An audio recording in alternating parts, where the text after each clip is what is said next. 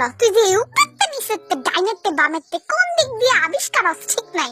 কবে জানি আমি একটা হার্ট অ্যাটাক করে মরি ডরের চোরে। তুই দেখতেছস না আমার বয়স হইছে?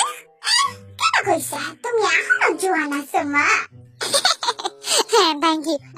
না মানে একটু থাক, আর কোনোদিন আমার সামনে এমনি হঠাৎ করে আবিষ্কার হবে না, তাহলে কিন্তু তোর খবর আছে।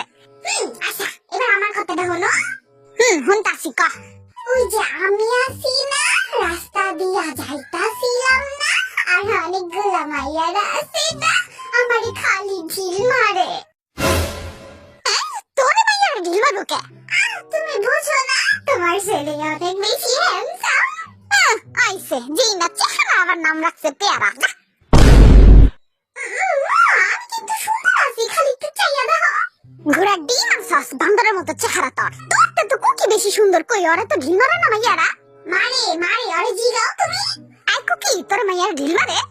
আরে হ খাওয়াবনি আর কইও না, বদরা গেলে তো খালি ঢিল মারে আর আমারে পাথর ছুঁইরা মারে। ও কি কস? সব দেই কোন মাইয়া এই কাম করে?